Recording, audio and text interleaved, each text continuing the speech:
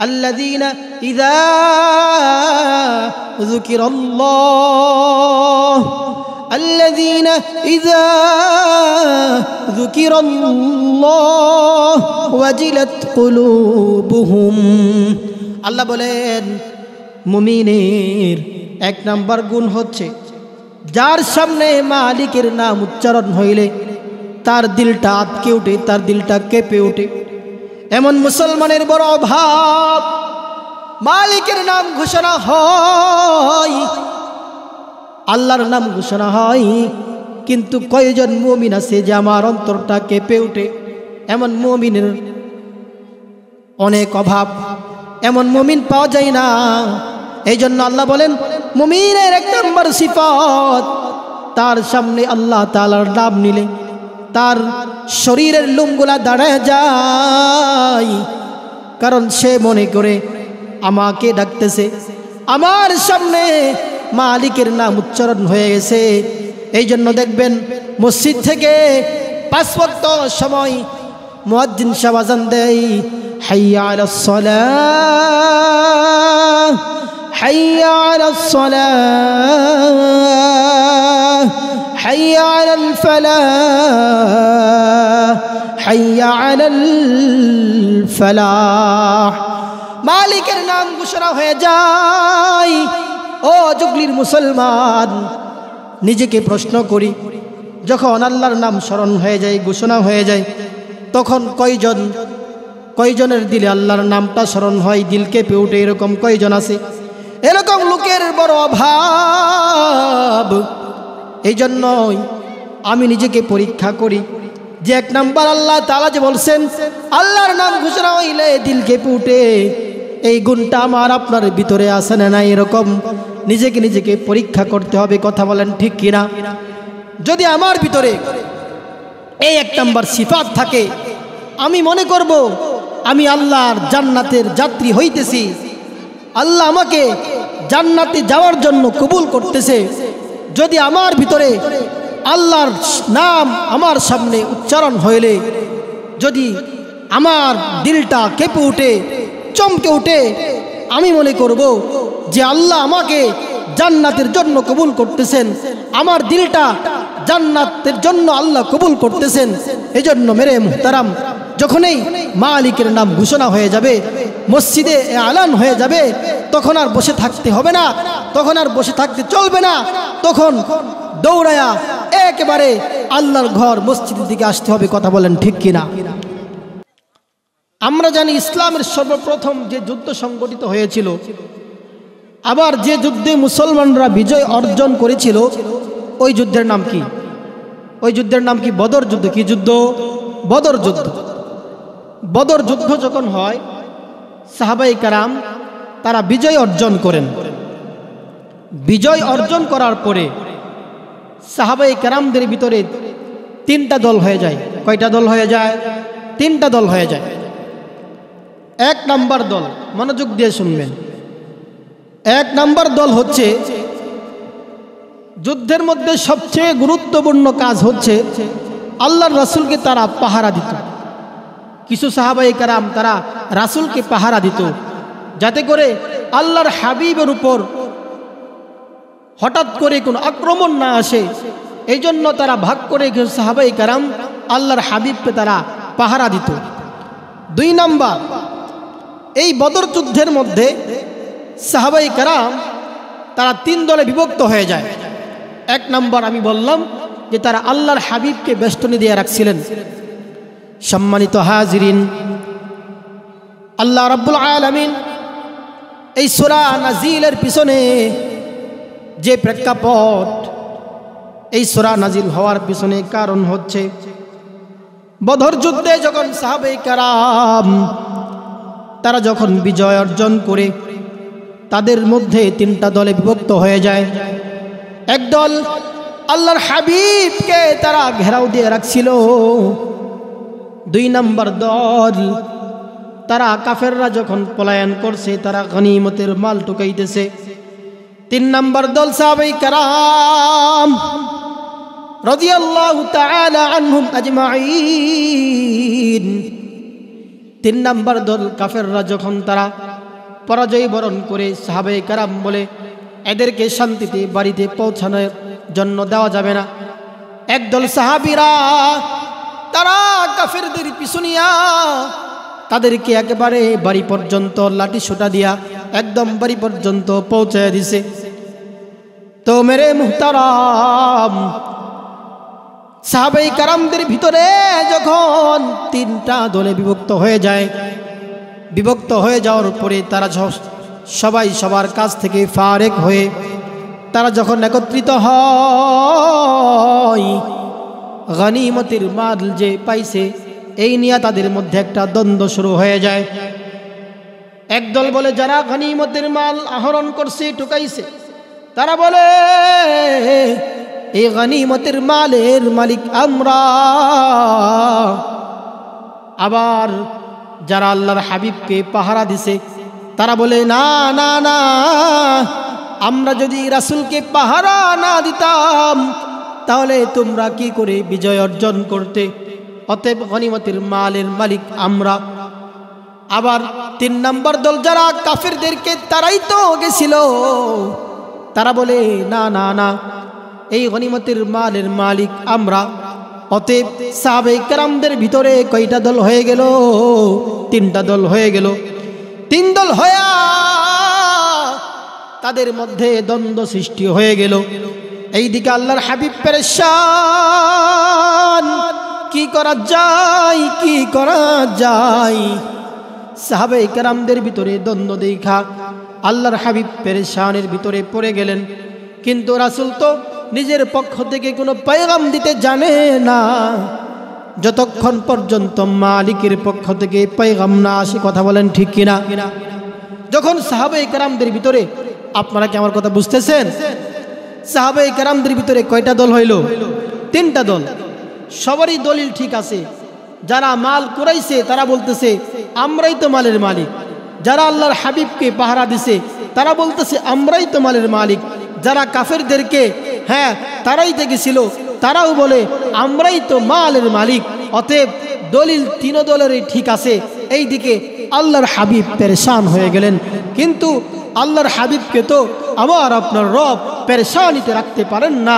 যখনই আল্লাহর হাবিব কোনো পেরেশানিতে পড়তেন, সঙ্গে সঙ্গে রব্বে কাবা, রব্বে করিম কালামুল্লাহ শরীফের আয়াত নাজিল করে তার বন্ধুকে সান্ত্বনা দিতেন। বলেন আল্লাহু আকবার। সম্মানিত হাজিরিন, আল্লাহ রাব্বুল আলামিন যখন দেখলেন বন্ধু পেরেশান হয়ে গেছেন, আল্লাহ তাআলা আয়াতে কারিমা নাজিল করে দেয়, ইয়াসআলুনাকা আনিল আনফাল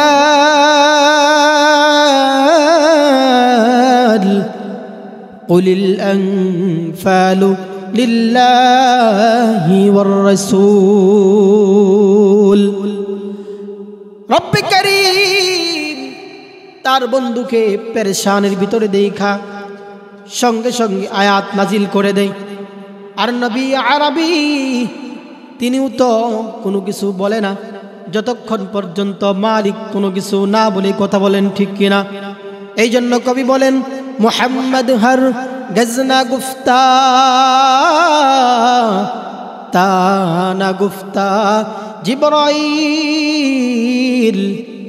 মুহাম্মদ হর গজনা গুফতা তানা গুফতা জিবরাইল। জিবরাইল হরগজ না গুফতা তানা গুফতা রব্বে জলিল। وما ينطق عن الهوى إن هو إلا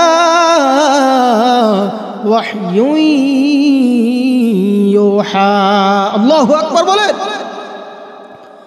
মুহতারাম হাজিরিন, কবি বলেন মুহাম্মদ ততক্ষণ পর্যন্ত কিছু বলে না যতক্ষণ পর্যন্ত জিবরিল আমিন কিছু না বলে।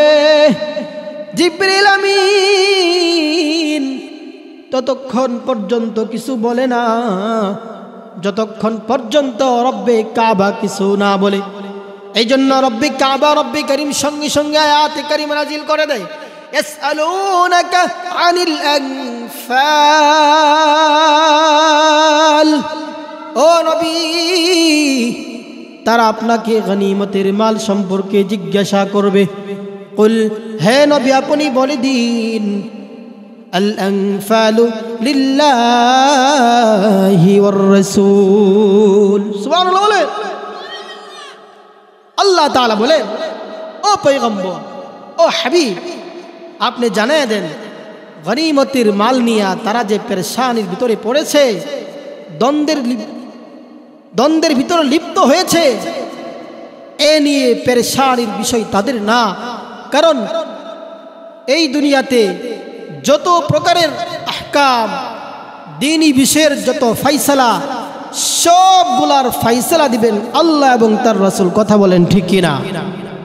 না আমি আমার মন গড়া দিলে চলবে না, চলবে না।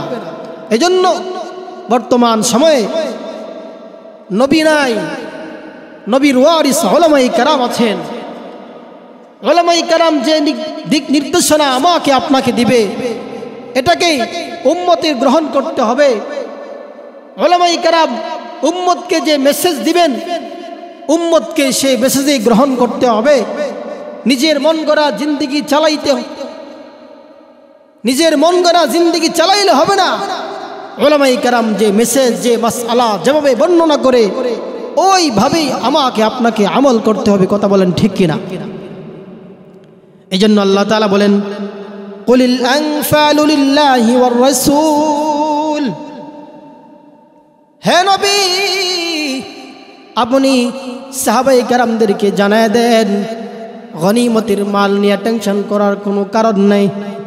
কারণ গনিমতের মালের ফয়সালা আল্লাহ এবং তার রাসূল দিবে, অর্থাৎ আল্লাহর হাবিব বন্টন করবে। আল্লাহ তাআলা আয়াতের পরবর্তী অংশের ভিতরে বলতেছে, ফাত্তাকুল্লাহ ওয়া আসলিহু যাতা বাইনিকুম। ও দুনিয়ার মানুষেরা রে, তোমরা যে অবস্থায় থাকো না কেন, তোমরা ভয় করবে কাকে? আওয়াজ করে বলেন, আল্লাহকে। দুনিয়ার কোনো মানুষকে ভয় করা যাবে না, দুনিয়ার কোনো নেতা নেত্রীকে ভয় করা যাবে না, দুনিয়ার কোনো হুমকি ধমকিকে ভয় করা যাবে না, দুনিয়ার কোনো জেল জুলুমকে ভয় করা যাবে না। এই কপাল, এই মাথা একমাত্র মালিকের সামনে ঝুঁকাইতে হবে। কথা বলেন ঠিক কিনা? এই জন্য মালিক ঘোষণা দেয়, ফাত্তাকুল্লাহ। ও সাহাবায়ে কেরাম, আল্লাহকে তোমরা ভয় করো। ওয়া আসলিহু যাতা বাইনিকুম। এবং তোমাদের মধ্যে যে সমস্যা সৃষ্টি হয়েছে, যেটা তোমাদের ভিতরে দ্বন্দ্ব হয়ে গেছে, এটা আল্লাহর হাবিবের সিদ্ধান্তের পরে তোমরা আর দ্বিমত পোষণ করবে না। তোমরা তোমাদের বিষয়টাকে সংশোধন করে নাও। ও মেরে মুহতারাম, সাহাবায়ে কেরামের জিন্দেগি আমার আপনার সামনে পেশ করা চাই। তারা আল্লাহ তাআলাকে কি পরিমাণ ভয় করত, আমার আপনার ভিতরে ভয় নাই। যদি ভয় থাকতো তাহলে আমার আপনার দ্বারা ফজরের নামাজ ত্যাগ হইতো না। কথা বলেন ঠিক কিনা? যদি মালিকের ভয় আমার ভিতরে বাজান চলে আসতো, আমার দ্বারা ঘুষ খাওয়া সম্ভব হইতো না, আমার দ্বারা মিথ্যা বলা সম্ভব হইতো না। ও পর্দার অন্তরালের মা, ও জুগলির মুসলমান, আজকের মাহফিল থেকে সবক গ্রহণ করো বাজান। কয়দিনের জিন্দেগি তুমি পার করতেছো, এমনও হইতে পারে আজকের এই কোরআনের মজলিস তোমার জিন্দেগির শেষ মজলিস। কথা বলেন ঠিক কিনা? না এমন কেউ আছেন যে আমার গ্যারান্টি আছে যে আজকের ফজরের জামাত আমি পড়তে পারবো? এরকম কোনো গ্যারান্টি কেউ দিতে পারবে না। এই জন্য মেনে মুহতারাম, যদি আমার আপনার ভিতরে মালিকের ভয় চলে আসে, তাহলে আমার দ্বারা গুনাহ ত্যাগ করা সম্ভব হবে। অন্যথায় আলোতে আমি নামাজ পড়ব, অন্ধকারে গেলে আমি নামাজ পড়ব না। মানুষের সামনে, মানুষের ভয়ে, মানুষের কথার ভয়ে আমি নামাজে দাঁড়ায় যাব, অন্য সময় নামাজে দাঁড়াবো না। ঘরের ভিতর যখন চলে যাব, নামাজের সময় হইলে যদি মালিকের ভয় না থাকে, আমার দ্বারা নামাজ পড়া সম্ভব হবে না। আমার দ্বারা ঘুম বাদ দিয়ে ঠান্ডা পানি দিয়ে ওযু করে নামাজের মুসল্লায় দাঁড়ানো সম্ভব হবে না। ও দুনিয়ার মুসলমানেরা রে, আজকের এই মাহফিল থেকে সবক গ্রহণ করো। আজকে থেকে ফজরের নামাজ কাজা করব না। কেমন করে ঘুমাও তুমি ফজর করে কাজা, এমন তো হতে পারে জোহরে জানাজা রে ভাই, এমন তো হতে পারে জোহরে জানাজা। কথা বলেন ঠিক কিনা? এই যে ফজর কাজা করে আমি ঘুমাই, আমার কি ভয় লাগে না? এমন তো হইতে পারে ফজর যে আমি বাদ দিলাম রে বাজান, জোহরের সময় নামাজ পড়ার সুযোগ নাও হইতে পারে। কথা বলেন ঠিক কিনা? এই জন্য দিলটাকে নরম করেন বাজান, দিলটাকে নরম করে বয়ান শুনেন, যে আমার আপনার ভিতরে যেন তাকওয়া চলে আসে। আল্লাহ তাআলা কায়েতে বলেন, ওয়ালিমান খাফা মাকাম রাব্বিহি জান্নাতান। আল্লাহ তাআলা কয়, ওই বান্দার জন্য দুইটা জান্নাতের ব্যবস্থা থাকবে, যে বান্দাটা মালিকের সামনে কাল কিয়ামতের ময়দানে দাঁড়ানোর ভয় করে, যে আমি যে নামাজ ছেড়ে দিচ্ছি, আমি যে মিথ্যা বলতেছি, আমি যে গুনাহের কাজে লিপ্ত হচ্ছি, এমন একদিন চলে আসবে যেদিন দুনিয়ার কোনো দৌলত কাজে আসবে না, যেদিন কোনো সন্তান সন্ততি কাজে আসবে না, যেদিন একমাত্র কাজে আসবে আমার আপনার আমল। কথা বলেন ঠিক কিনা? এজন্য মেরে মুহতারাম, আমার আপনার ভিতরে মালিকের তাকওয়া আসা দরকার। আমার ভিতরে যদি আল্লাহর ভয় চলে আসে, তাহলে দেখবেন আমার দ্বারা গুনাহ করা সম্ভব হবে না। সম্ভব হবে? আমি যদি গুনাহ করতে থাকি, আর যদি আমি নিজেকে বলি যে আমাকে তো মালিক দেখতেছেন, আমাকে তো আল্লাহ দেখতেছেন, যদি এরকম ধারণা করি, অন্ধকারে যাই, আলোতে যাই, চার দেয়ালের বেষ্টিত জায়গায় চলে যাই, সীসাডালা প্রাচীরের ভিতরে চলে যাই, পানির নিচে চলে যাই, হ্যাঁ মাটির নিচে চলে যাই, যেখানে যাই না কেন আমাকে আপনাকে যিনি দেখেন তিনি কে?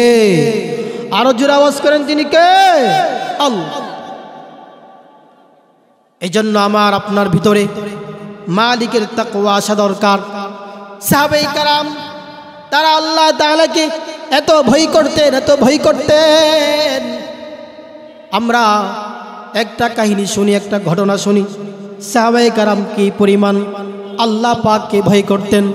হযরত ওমর ইবনুল খাত্তাব রাদিয়াল্লাহু তাআলা আনহু, হযরত ওমর ইবনুল খাত্তাব রাদিয়াল্লাহু তাআলা আনহু খলিফাতুল মুসলিমিন, অর্ধ জাহানের বাদশাহ হযরত ওমর ইবনুল খাত্তাব রাদিয়াল্লাহু তাআলা আনহু একদিন রাতের বেলায় তিনি বাইতুল মালের হিসাব করতেছেন। এমন অবস্থায় হঠাৎ করে আয়েশা, হযরতে আলী কাররামাল্লাহু ওয়াজহা আয়েশা হাজির। আয়েশা বলে, আসসালামু আলাইকুম ইয়া আমিরুল মুমিনিন। আপনাদের কষ্ট হইতেছে? আপনারা আমার কথা বুঝতেছেন সবাই? হযরতে আলী কাররামাল্লাহু ওয়াজহা আয়েশা বলে, ও খলিফাতুল মুসলিমিন। হযরতে আলী কেমন? হযরতে আলী কাররামাল্লাহু ওয়াজহা তিনি হযরতে হাসান আর হুসাইন রাদিয়াল্লাহু তাআলা আনহুমায়ের পিতা, সাইয়্যিদা শাবাবি আহলিল জান্নাহ হযরতে ফাতেমাতুজ জোহরা রাদিয়াল্লাহু তাআলা আনহার স্বামী হযরতে রাসূল আরবি সাল্লাল্লাহু আলাইহি ওয়াসাল্লাম ওনার চাচাতো ভাই রাতের বেলায় এসে হাজির। আসসালামু আলাইকুম ইয়া আমিরাল মুমিনিন। ও জুগলির মুসলমান, পর্দার অন্তরালের মা, তাকওয়া কাকে বলে এই ঘটনা থেকে তোমরা গ্রহণ করো। হযরতে আলী কাররামাল্লাহু ওয়াজহা বাইতুল মালের কোষাগারে হিসাব কক্ষে প্রবেশ করার সঙ্গে সঙ্গে হযরতে ওমর ইবনুল খাত্তাব রাদিয়াল্লাহু তাআলা আনহু জিগাই, ইয়া আলী তুমি কেন আসছো? তুমি কি রাষ্ট্রীয় বিষয়ে আলোচনা করবে? বলে না না না। বলে জনগণের কল্যাণে আলোচনা করবে? বলে না না না, আমি আমার ব্যক্তিগত বিষয়ে আলোচনা করব।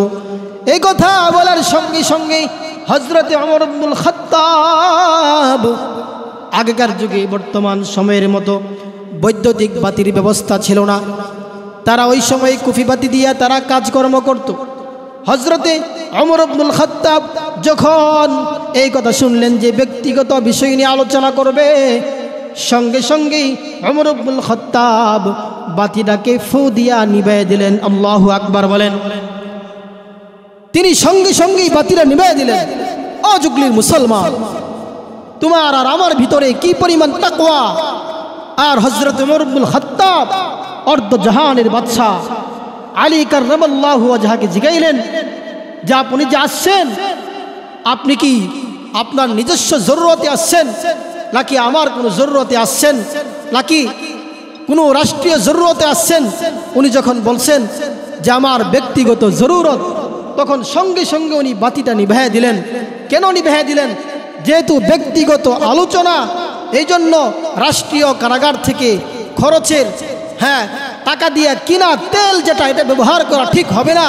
কারণ যদি জনগণের অল্প মাল থেকে নিজের ব্যবহার করে অন্যায়ভাবে, এর জবাবদিহিতা আল্লাহর আদালতে করতে হবে। এই জন্য উনি আল্লাহর ভয় তার দিলে ধারণ করে সঙ্গে সঙ্গে উনি বাতিটাকে নিভাইয়া দিলেন। সুবহানাল্লাহ। ও মেরে মুহতারাম, এই ছিল সাহাবায়ে কেরামের জিন্দেগি। তাদের ভিতরে এই পরিমাণ তাকওয়া ছিল। এই জন্য আমরা যদি নিজের জিন্দেগিকে পরিবর্তন করতে চাই, তাহলে সাহাবীওয়ালা জিন্দেগি আমার আপনার ভিতরে লাগবে। অর্ধ জাহানের বাদশা হযরত ওমর ইবনুল খাত্তাব, তিনার যদি হালত হয়, আমি নিজেকে প্রশ্ন করি তো প্রকারের খেয়ানত হইতেছে। কথা বলেন ঠিক কিনা? শুধু তাই না, তাই না, তাই না, আরেকজন খলিফাতুল মুসলিমিন হযরতে উসমান ইবনে আফফান, উনি যখন কবরের পাশ দিয়ে যাইতেন, কবর দেইকা হাউমাউ করে কান্নাকাটি করতেন। সাথীরা জিগাইতেন, ও খলিফাতুল মুসলিমিন, দুনিয়াতে থাকা অবস্থায় জান্নাতের সার্টিফিকেট পাইছেন, এরপরেও কবর দেইখা কেন হাউমাউ করে কান্নাকাটি করেন? হযরতে উসমান ইবনে আফফান বলে, ও আমার সাথীরা, কবর এমন এক জায়গা, যে জায়গাকে উসমান কে আলী কে কি কাউকে চিনে না। এই কবরে একমাত্র চিনে, এই কবরের ভিতরে একমাত্র পরিচয় হচ্ছে আমল আর ঈমান। আল্লাহর হাবিব বলেন, আল কবরু রাউযাতুম মিন রিয়াযিল জান্নাহ আও হুফরাতুম মিন হুফারিন নার। আল্লাহর হাবিব বলেন, কবর এমন অনেক জায়গা, হয়তো তোমার নেক আমলের কারণে কবরটা জান্নাতের বাগান হবে, অন্যথায় যদি নামাজ না পড়ো বাজান, ও জুগলির মুসলমান, যদি তুমি আমল ঠিক না করো, নেক আমল না করো, তাহলে তোমার কবরটা জাহান্নামের একটা টুকরা হয়ে যাবে। এই জন্য হযরত উসমান ইবনে আফফান রাদিয়াল্লাহু তাআলা কবর দেখলেই হাউমাউ করে কাঁদতেন। আমার আপনার হালত কি? আমি কবরের উপর বৈশাও হাসাহাসি করি। কথা বলেন ঠিক কিনা?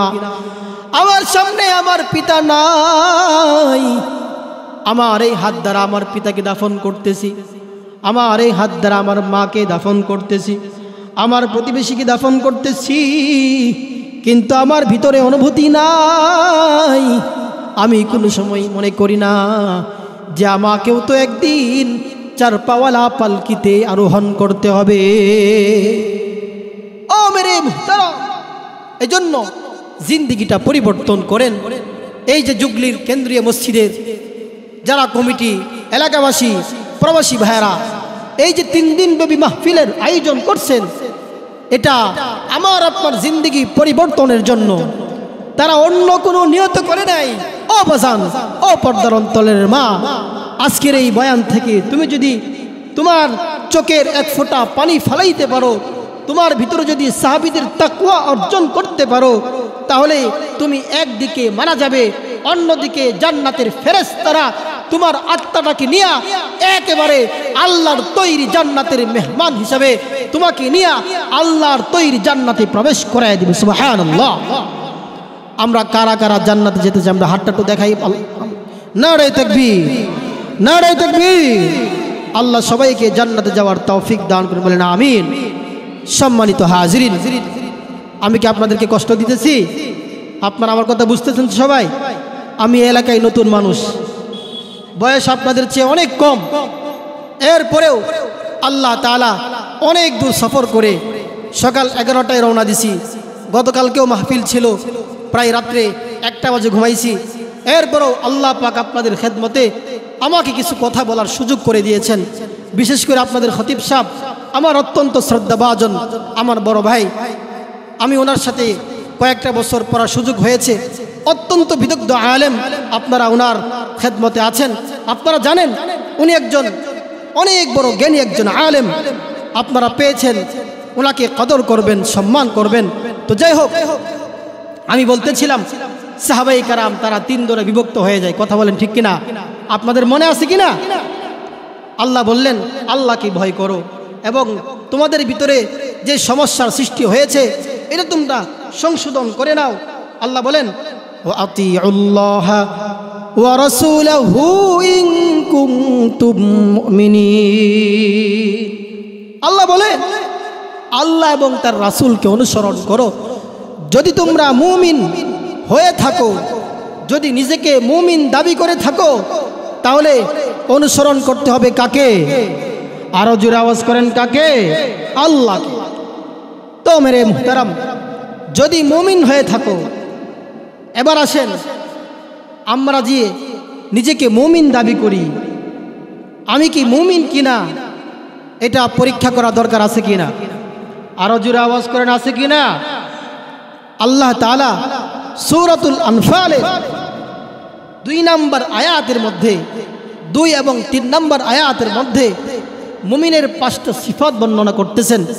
আমি যে নিজেকে মুমিন দাবি করি, আমি যে নিজেকে মুসলমান দাবি করি, আমি যে মুমিনের সার্টিফিকেট লাগে স্লোগান দেই, আমি মুমিন, আনা মুমিন, আনা মুমিন, আমি মুমিন, আমি মুসলমান।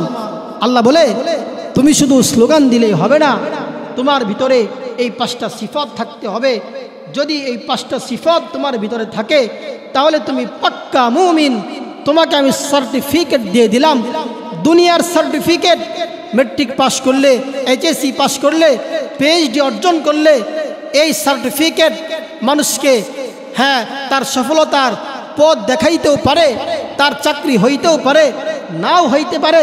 কিন্তু মালিক ঘোষণা দেয় যদি কোনো ব্যক্তির ভিতরে 5টা সিফত চলে আসে তাহলে আমি মালিক ঘোষণা দেই এই সার্টিফিকেট তাকে একেবারে সরাসরি টেনে নিয়ে আল্লাহর তৈরি জান্নাত পর্যন্ত পৌঁছে দিবে। সুবহানাল্লাহ। 5টা সিফত কি কি এটা আমাদের শোনা দরকার আছে কিনা? আমাদের শুনতে মন চায়? সবার বলতে হবে আমাদের শুনতে মন চায়। তাহলে আসেন, আল্লাহ তাআলা আয়াতের মধ্যে মুমিনের 5টা সিফাত বর্ণনা করতেছে। ও দুনিয়ার মানুষ, তোমার জিন্দেগি অল্প দিনের জিন্দেগি, কিন্তু কয়েকটা হালত যদি তুমি অর্জন করতে পারো, কয়েকটা গুণ যদি তুমি অর্জন করতে পারো তাহলে তুমি একদিকে মারা যাবে। দেখা যাচ্ছে তুমি একজন গরিব, তুমি একজন মিসকিন, তুমি একজন ড্রাইভার, তুমি একজন মুচি, তুমি একজন মেতর, কিন্তু যার মধ্যে এই 5টা সিফাত থাকবে, আল্লাহ বলে কে ধনী, কে গরিব, কে অট্টালিকার মালিক, কে গাছতলার মালিক, এগুলা আমি দেখব না। যার মধ্যেই 5 সিফাত আমি রব্বে কাবা পাবো, সে আমার প্রিয় হয়ে যাবে, তাকে আমি জান্নাতের সার্টিফিকেট দিয়ে দেব। সুবহানাল্লাহ। আল্লাহ বলেন, ইন্নামাল মুমিনুনা আল্লাযীনা ইযা যুকিরাল্লাহ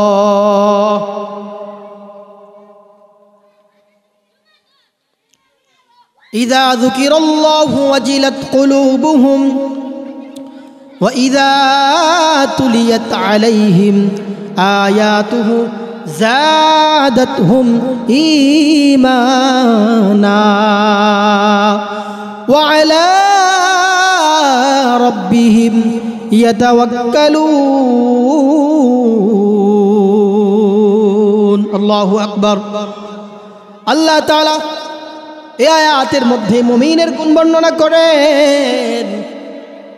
মুমিনের 1 নম্বর গুণ, ও যুগলির মুসলমান, পর্দার অন্তরালের মা, কথাগুলা মনোযোগ দিয়ে শুনেন। এই 5 সিফাত যদি আমার ভিতরে অর্জন করতে পারি, তাহলে মালিক বলে ওই লোকটা জান্নাতি। আল্লাহ তাআলা 1 নম্বর গুণ বর্ণনা করেন, الذين إذا ذكر الله الذين إذا ذكر الله وجلت قلوبهم।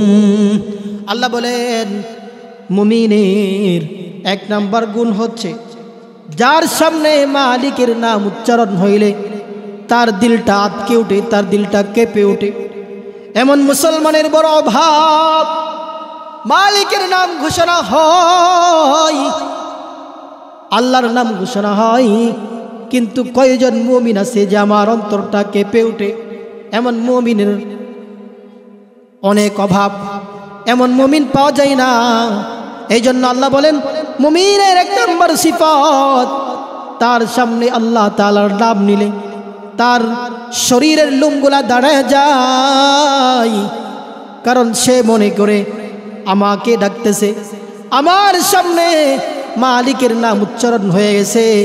এই জন্য দেখবেন মসজিদ থেকে 5 ওয়াক্ত সময় মুয়াজ্জিন সাহেব আযান দেয়, হাইয়া আলাস সালাহ, হাইয়া আলাস সালাহ, হাইয়া আলাল ফালাহ,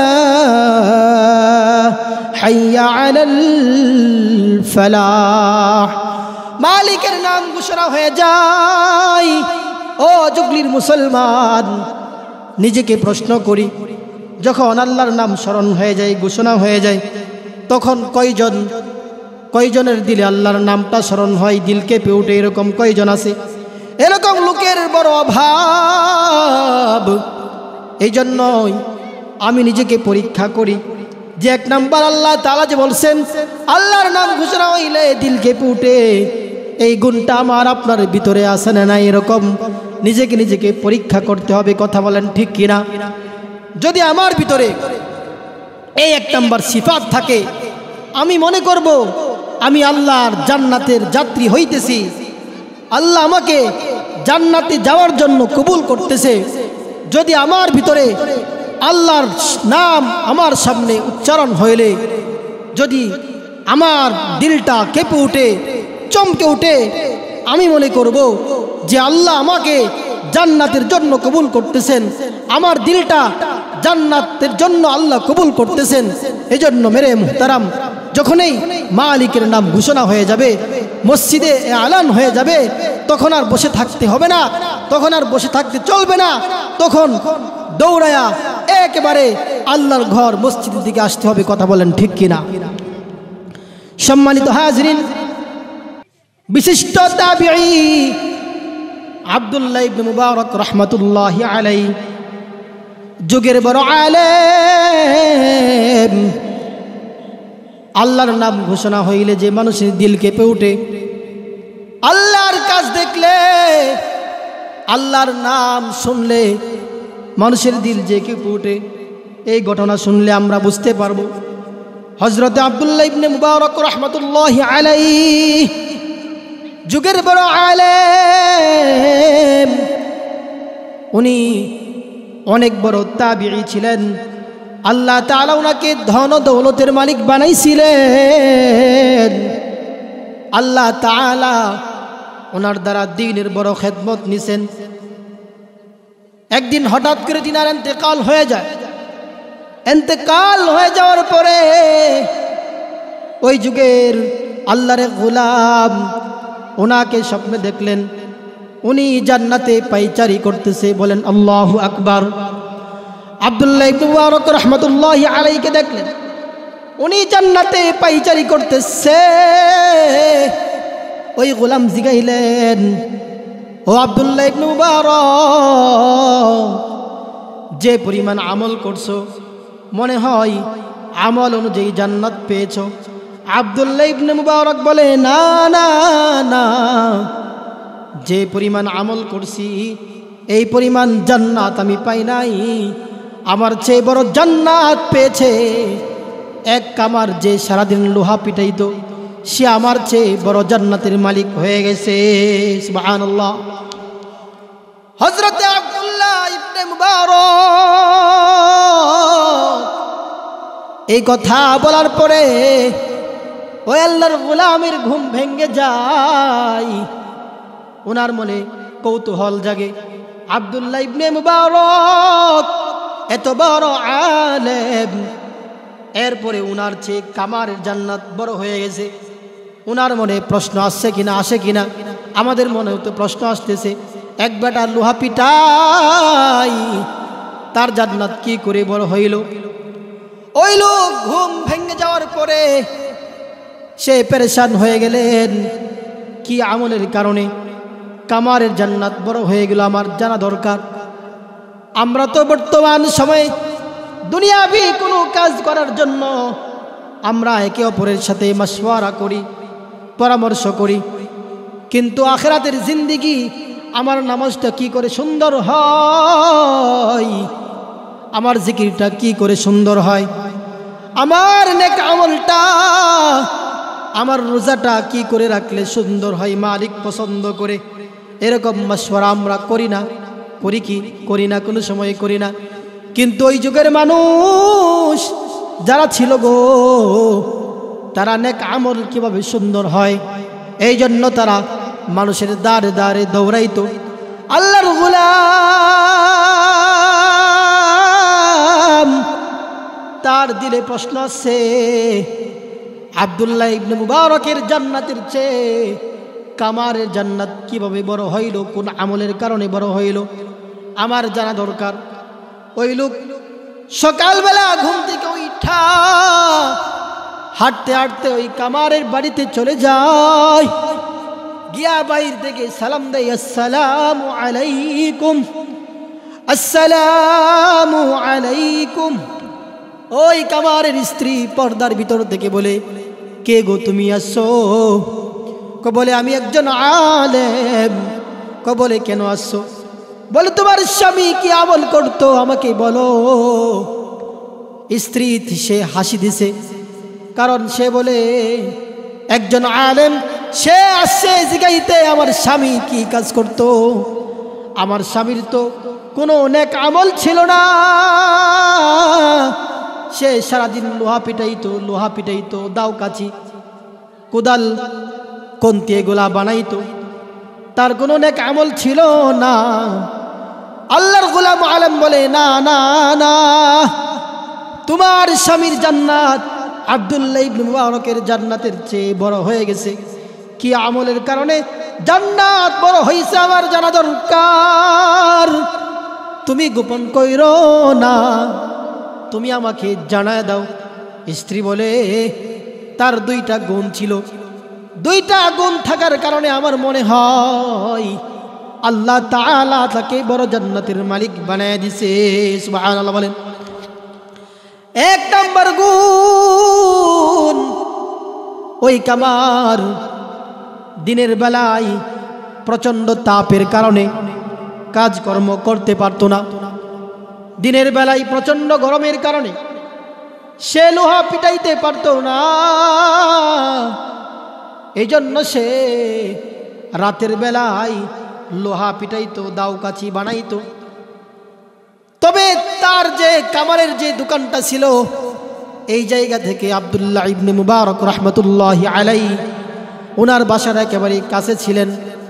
ওনার দোতলা বাসা ছিল। উনি রাতের বেলায় উনি মালিকের দরবারে দাঁড়ায় যাইত, মালিকের সামনে দাঁড়ায় মালিকের সাথে প্রেমালাপ করত। এইদিকে কামার ও জুগলির মুসলমান দিলটা নরম করে শুনুনি বাজান রে, ও যুবক ভাই, ও দাড়ি পাকা মুরব্বী বাজান। ওই কামার যখন দেখতো আব্দুল্লাহ ইবনে মুবারক রাহমাতুল্লাহি আলাইহি উনি নামাজের মুসল্লায় দাঁড়ায়া মালিকের সাথে কথা বলতো, এইদিকে আব্দুল্লাহ ইবনে মুবারকের নামাজের চিত্র দেখা কামার হাউমাউ করে কান্নাকাটি করত আর বলতো, মালিক তোমার কি বন্টন, কাউকে দোতলায় দাঁড়ায়া তোমার সাথে প্রেমালাপ করার সুযোগ দান কর, আর কাউকে গাছতলায় লোহা পিটানোর সুযোগ দাও।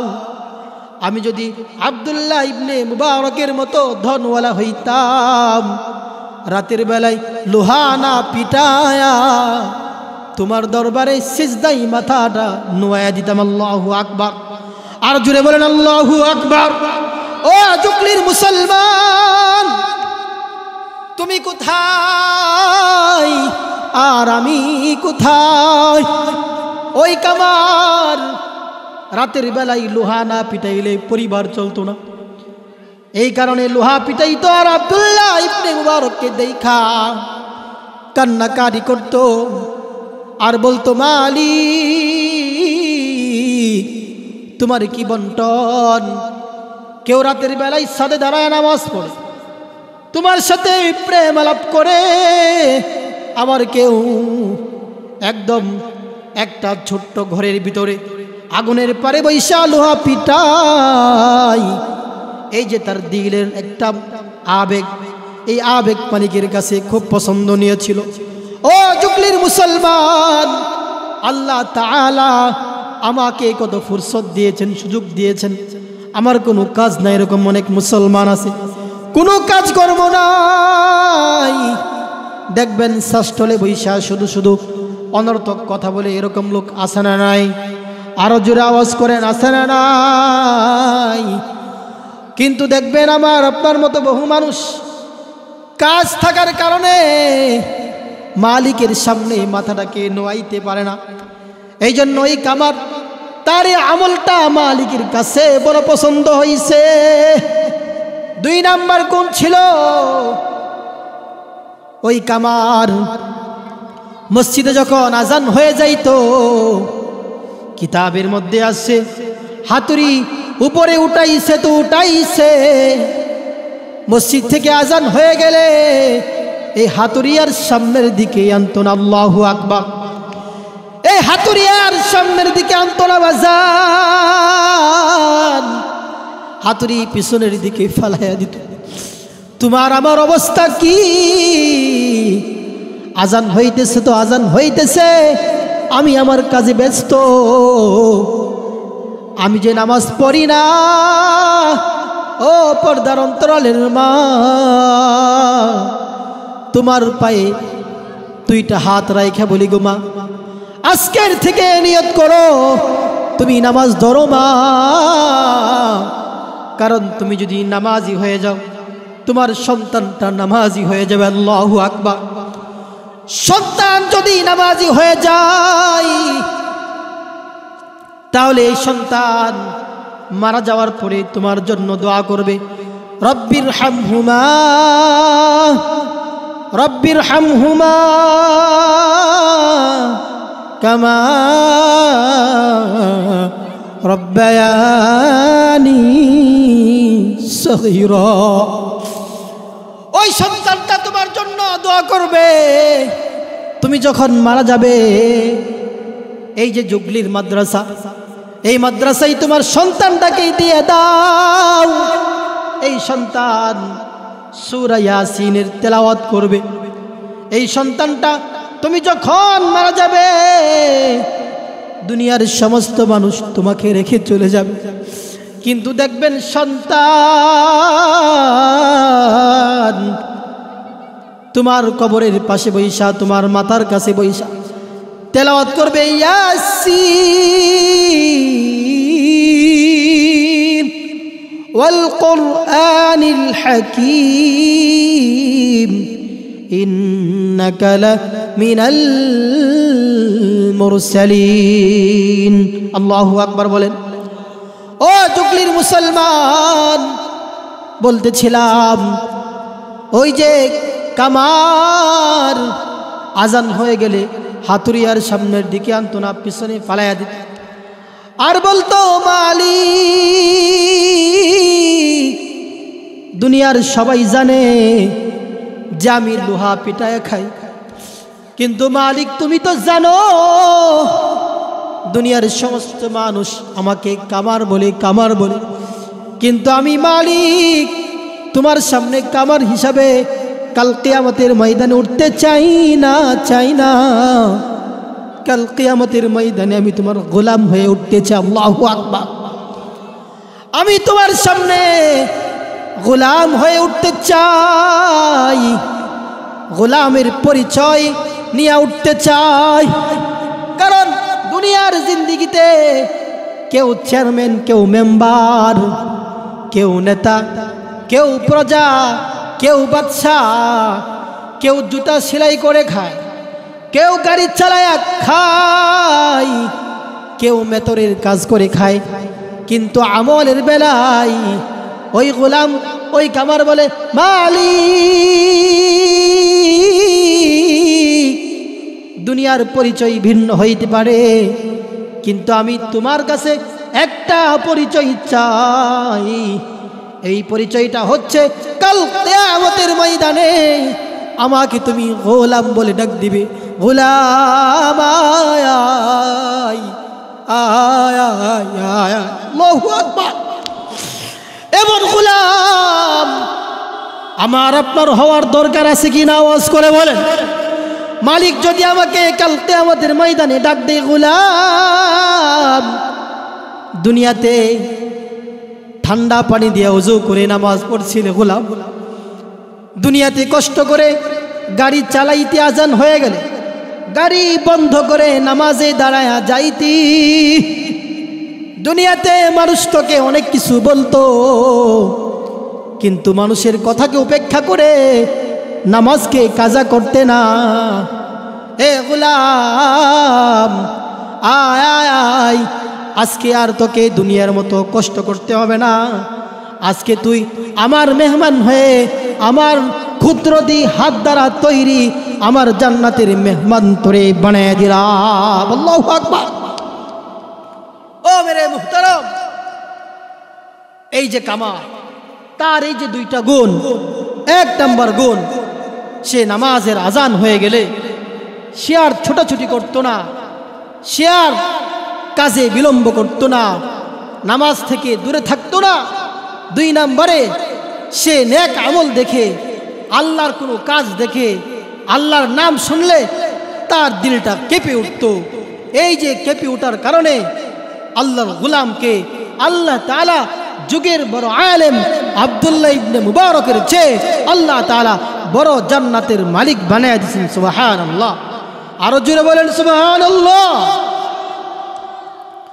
সম্মানিত হাজিরিন, মুমিনের কয়টা সিফাত?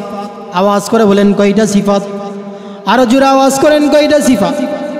পাঁচটা সিফাতের মধ্যে এক নম্বর সিফাত আমি পেশ করলাম।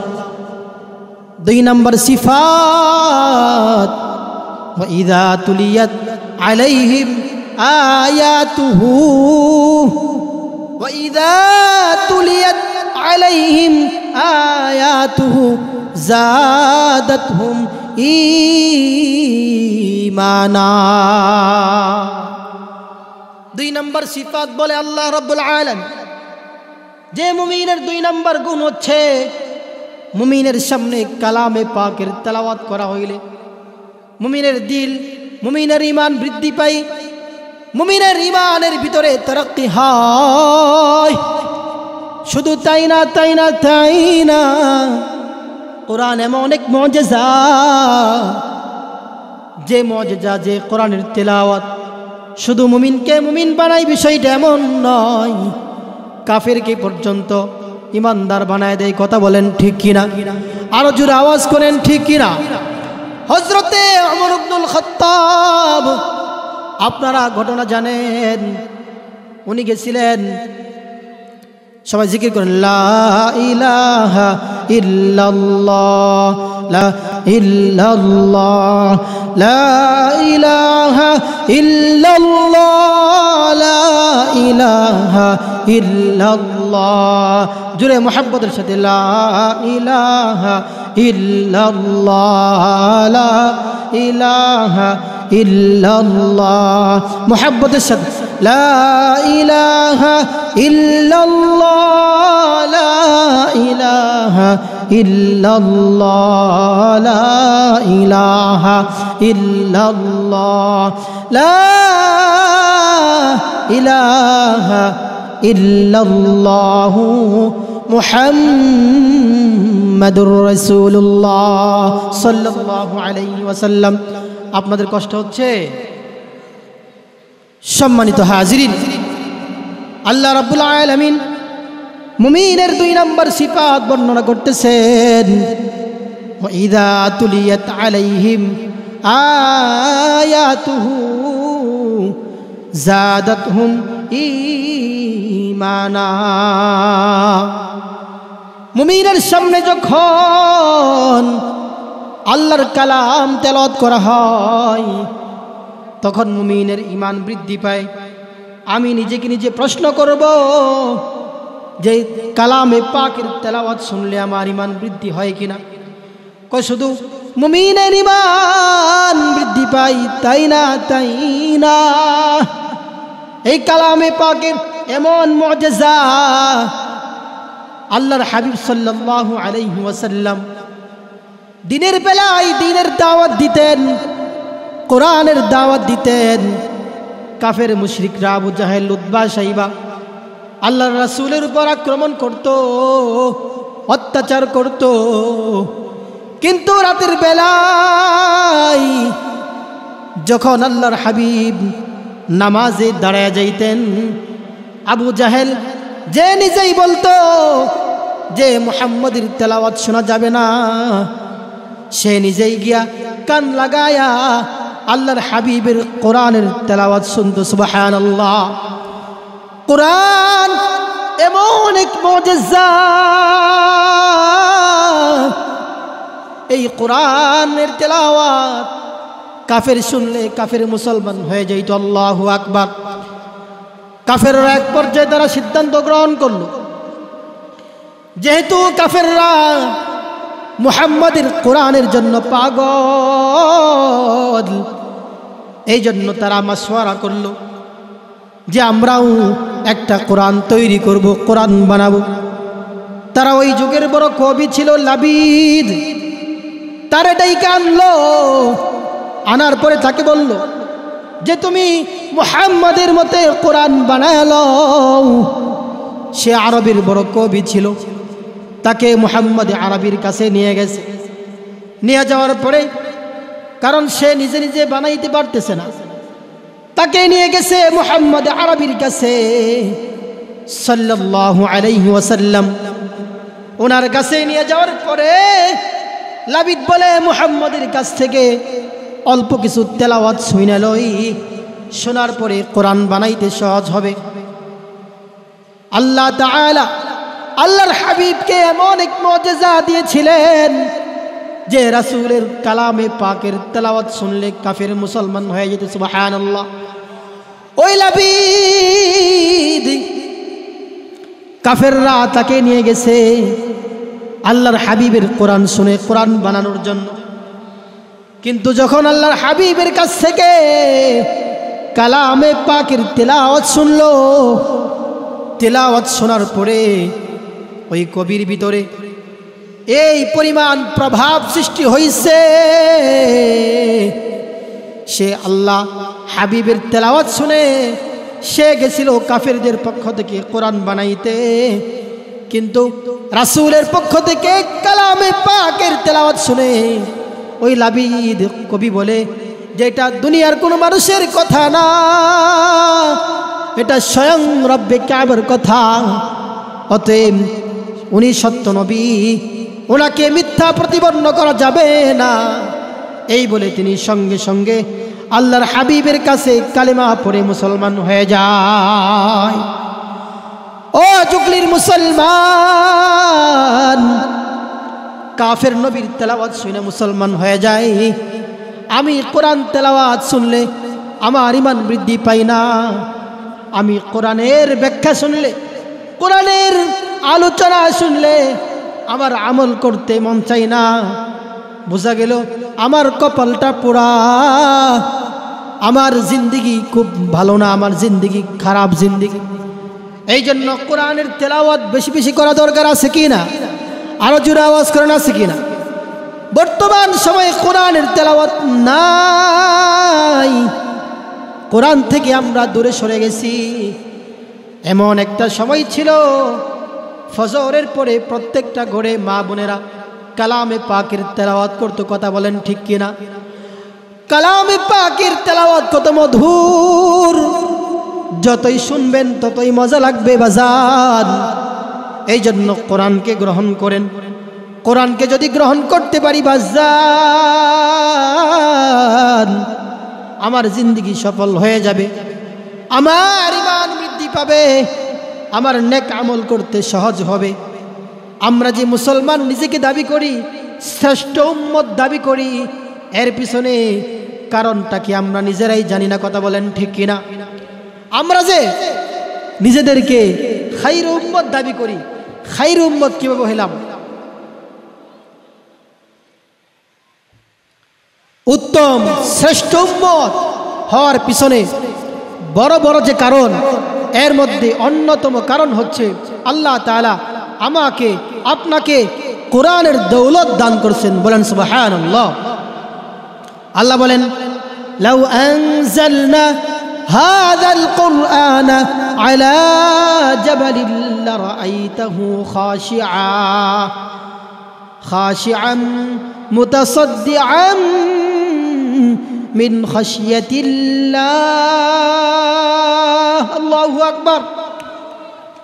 আল্লাহ বলেন, হে দুনিয়ার মানুষেরা রে, কোরআন থেকে তুমি দূরে সরে আসো, এতছ নিজেকে তুমি যে দামি মানুষ দাবি করো, তুমি যে নিজেকে মুসলমান শ্রেষ্ঠ খাইর উম্মত দাবি করো,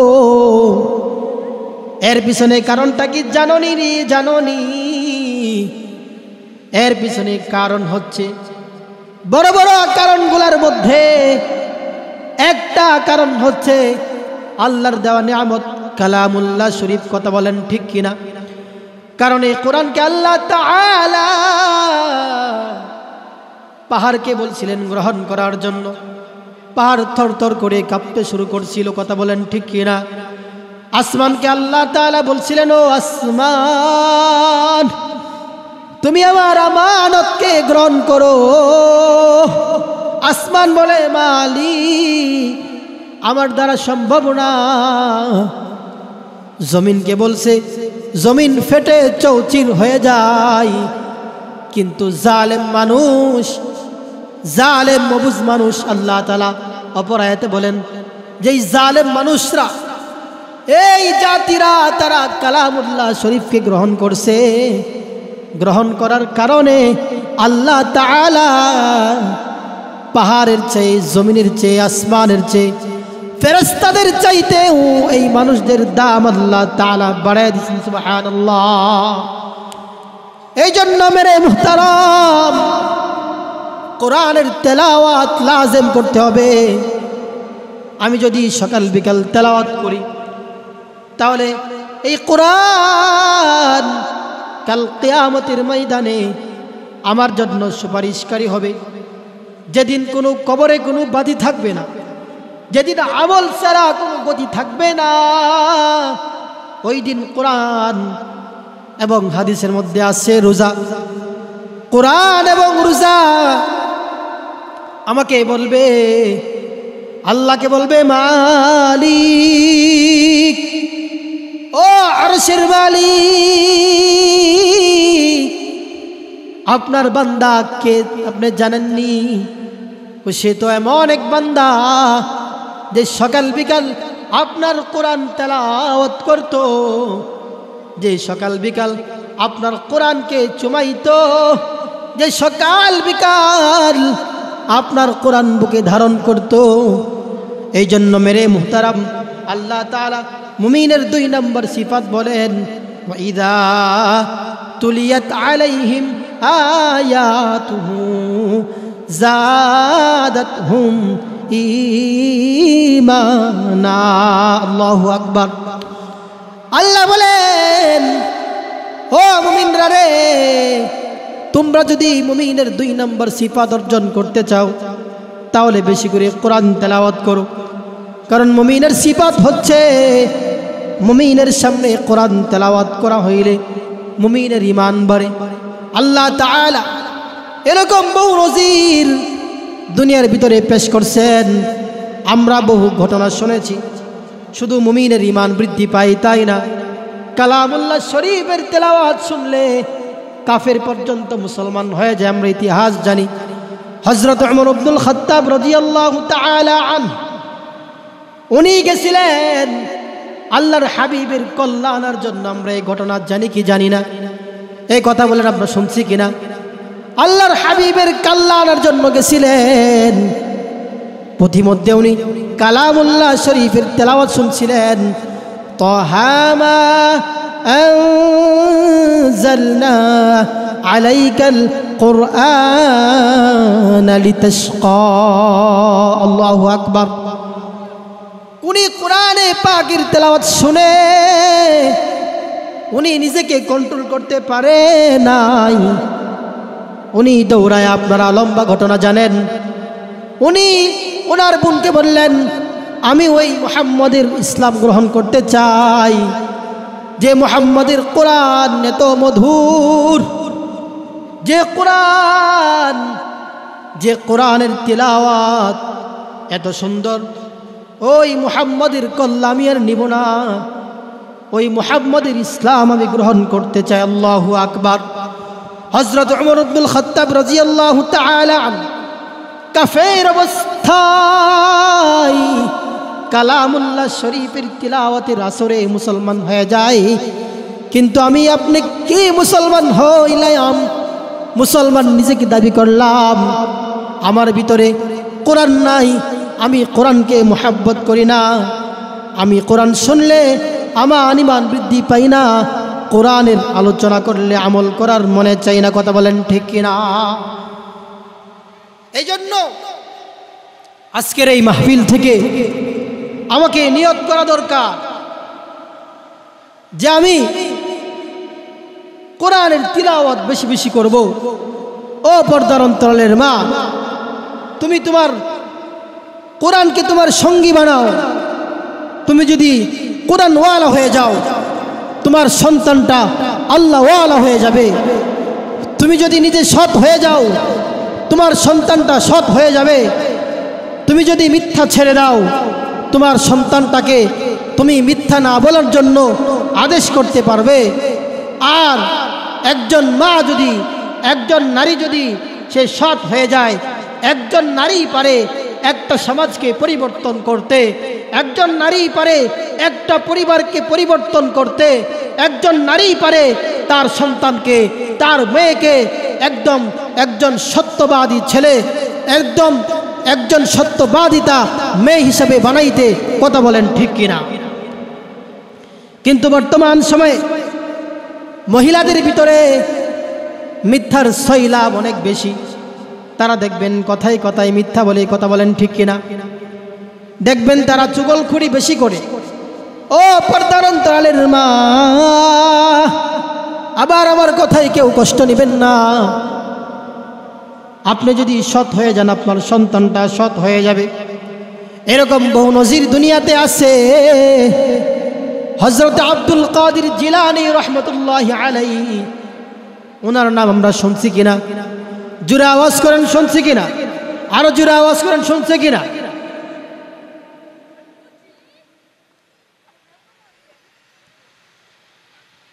হযরত আব্দুল কাদের জিলানী রহমতুল্লাহি আলাইহি ওনার বয়স যখন 5 থেকে 6 বছর, ওনার মা ওনাকে সবক দিছে মিথ্যা বলা যাবে না, কারণ আল কিযবু উম্মুল মাআসি, আল কিযবু উম্মুল মাআসি, মিথ্যা হচ্ছে সমস্ত গুনার মা।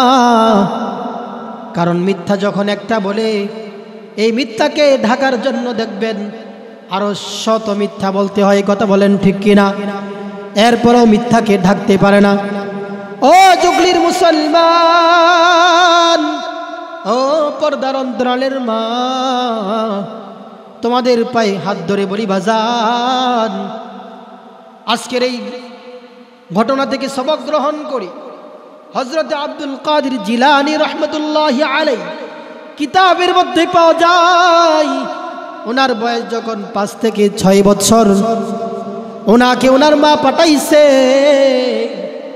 বাগদাদে ইসলাম দিন শেখার জন্য, কোরআন শেখার জন্য, ইসলামী বিষয়ে পড়াশোনা করার জন্য। হযরত আব্দুল কাদের জিলানীর মা বলেছে, ও আব্দুল কাদের, জিন্দিগিতে পণ করো যে যত বিপদেই পড়ো না কেন, কোনো সময় মিথ্যার আশ্রয় নিবা না, কারণ মিথ্যা আল্লাহ তাআলা পছন্দ করে না। কারণ আল্লাহ তাআলা স্বয়ং তিনি সত্যবাদী। আল্লাহ তাআলা বলে, ওয়ামান আসদাকু মিনাল্লাহি কিলা, আল্লাহ তাআলা তিনি মিথ্যাকে পছন্দ করে না। শুধু তাই না, তাই না, তাই না, যত নবীরা আছেন সমস্ত নবীরা তারা সত্যবাদী ছিলেন।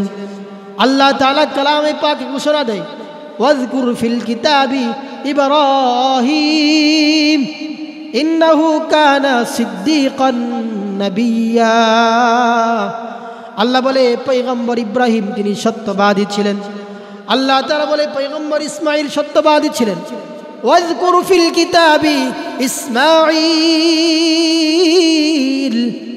ইন্নাহু কানা সাদিকাল ওয়াদি ওয়া কানা রাসূলান নাবিয়্যা। আল্লাহু আকবার। ও জুগলির মুসলমান, দিলটা লাগায়া কানটা লাগায়া শুনো রে বাজান। আব্দুল কাদের জিলানী রহমতুল্লাহি আলাইহি মা বলছে মিথ্যা বলা যাবে না। উনি বাগদাদে দিন শিক্ষার জন্য যাই, কোরআনের ইলম শিক্ষা করার জন্য যাই। বর্তমান সময়ের মতো এত উন্নত প্রযুক্তির গাড়ি ছিল না। তারা ওই সময় কাফেলা বন্দি হয়ে সফর করত। তারা কাফেলা বন্দি হয়ে সফর করত। আপনারা কি আমার কথা বুঝতেছেন? এখনকার সময়ের মতো গাড়ি ঘোড়ার ব্যবস্থা ছিল না। তারা যখন সফর করত, তারা কাফেলা বন্দি হয়ে 2 জন 4 জন 20 জন 50 জন মিলা তারা সফর করত। তারা যখন সফর করতেছে, এই সফরের ভিতরে তাদের যে সফরের দল ছিল, এই সফরের মধ্যে হঠাৎ করে ডাকাত দলের আক্রমণ হয়। ডাকাত দলের আক্রমণ হওয়ার পরে একে একে ডাকাত দল অস্ত্র দেখায়া সবার কাছ থেকে মালামাল নিতেছে, দিনার ও দিরহাম নিচ্ছে। তখন তো টাকার প্রচলন ছিল না, দিনার ও দিরহামের প্রচলন ছিল। তখন একজন একজন করে যখন জোর জুলুম করে টাকা পয়সা দিনার ও দিরহাম নিতেছিল, এক পর্যায়ে আব্দুল কাদের জিলানী রহমতুল্লাহি আলাইহি ওনার কাছে গিয়ে ডাকাত হাজির, বলতেছে তোমার কাছে কি আছে? আব্দুল কাদের জিলানী রহমতুল্লাহি আলাইহি ওনার কাছে ডাকাত দলের লোকেরা বলে, ছোট্ট বালক তোমার কাছে কি আছে দাও। আব্দুল কাদের জিলানী রহমতুল্লাহি আলাইহি তিনি কাল বিলম্ব না করে ওনার কোমর থেকে দিনার ও দিরহামের যে থলেটা ছিল, এই তলেটা ডাকাতের হাতে দিয়ে দেয়। ডাকাত দলের লোকের আশ্চর্য হয়ে যায়। এতক্ষণ পর্যন্ত অস্ত্র দেখায়া মাল নিতে পারলাম না, সারা জিন্দেগি ডাকাতি করলাম, কোন সময় মানুষ ইচ্ছা করে জিনিস দেয় না, কিন্তু এই ছোট্ট বালক তার ভিতরে কি বুঝ কি সমঝ চলে আসছে, বলার সঙ্গে সঙ্গে দিয়ে দিছে। আবার ডাকাত জিগাইতেছে, তোমার এই থলের ভিতরে কি আছে? আব্দুল কাদের জিলানী বলে, এর ভিতরে 40টা দিনার আছে। কয়টা দিনার আছে? আওয়াজ করে বলেন, কয়টা দিনার আছে? 40টা দিনার আছে।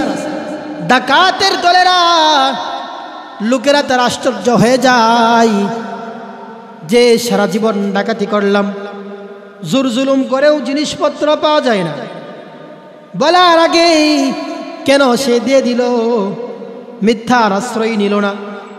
ওই ছোট্ট বালককে ডাকাত দলের যে প্রধান আছে তার কাছে নিয়ে যায়।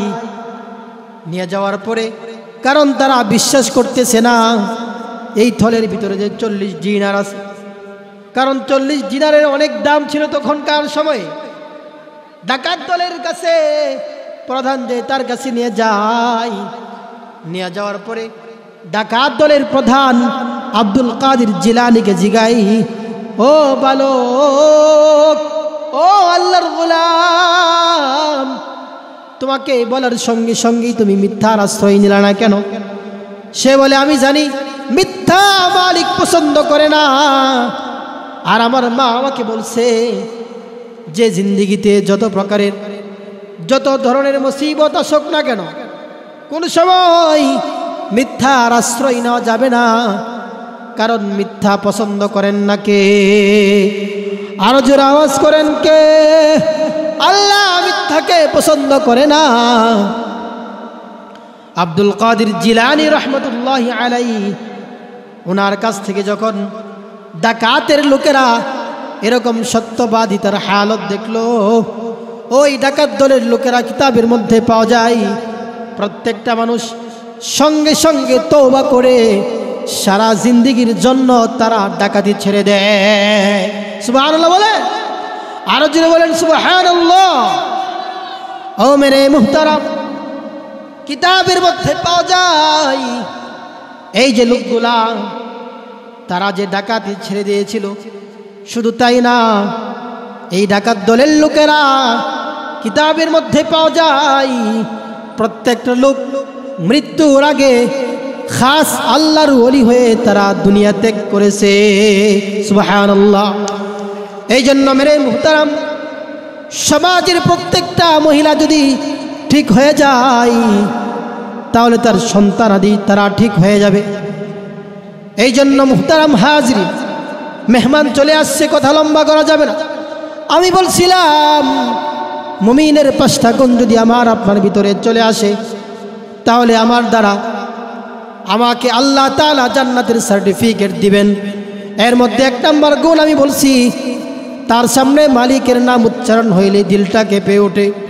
2 নম্বর, ওয়াইদা তুলিয়াত আলাইহিম আয়াতুহু যাদাতহুম ঈমানা, তার সামনে কালামে পাকের তিলাওয়াত করলে মুমিনের ঈমান বৃদ্ধি পায়। 3 নম্বর গুণ, ওই মুমিন সে সর্বদাই ভরসা করে আল্লাহর উপর। 4 নম্বর গুণ, মেহমান চলে আসছে, লম্বা করব না। 4 নম্বর গুণ, সে নামাজ কায়েম করে। 5 নম্বর, সে আল্লাহর দেওয়া রিজিক থেকে সে খরচ করে। মালিক যে তাকে যে মালের মালিক বানায়, আল্লাহ তাআলা তাকে যে মালের মালিক বানায়, এই মাল থেকে সে খরচ করে। তাহলে আমরা 5টা সিফাত পাইলাম। 5টা সিফাত যার ভিতরে থাকবে, শেষ করে দিচ্ছি 1 মিনিটের ভিতরে, তাকে আল্লাহ তাআলা 2টা পুরস্কার দান করেন। 1 নম্বর পুরস্কার হচ্ছে লাহুম দারাজাতুন ইনদা রাব্বিহিম ওয়া মাগফিরাতুন ওয়া রিজকুন কারীম। 1 নম্বর পুরস্কার, আল্লাহ তাআলা লাহুম দারাজাতুন ইনদাল্লাহ। মুফাসসিরিনে কেরাম বলেন দারাজাত মানে জান্নাত, এখানে অর্থাৎ আল্লাহ তাআলা ওই ব্যক্তিটার ঠিকানা আল্লাহর তৈরি জান্নাত বানায় দেয়। 2 নম্বর পুরস্কার ওয়া মাগফিরাহ, অর্থাৎ জান্নাতে যেতে হলে গুনাহ থেকে পবিত্র হইতে হয়। এই জন্য আল্লাহ তাআলা 2 নম্বর পুরস্কার ঘোষণা করে ওই ব্যক্তিটাকে আল্লাহ তাআলা তার জিন্দেগির পিছনের সমস্ত গুনাহ আল্লাহ তাআলা মাফ করে দেয়। 3 নম্বর পুরস্কার ওয়া রিজকুন কারীম, আল্লাহ তাআলা ওই সমস্ত লোকদেরকে সম্মানের রিজিক দান করেন। সম্মানের রিজিক 2 প্রকার, একটা সম্মানের, একটা অসম্মানের। সম্মানের রিজিক দেখবেন উলামায়ে কেরামদেরকে মানুষ দেয়, খাওয়ানোর পরেও জিগাই হুজুর কষ্ট দিলাম, হাদিয়া দিছি, আবার পিঠে হাত বোলায় দেয়, সম্মানের রিজিক। তো যাই হোক, হজরত চলে আসছেন, আমি হজরতের সামনে আর আলোচনা লম্বা করব না।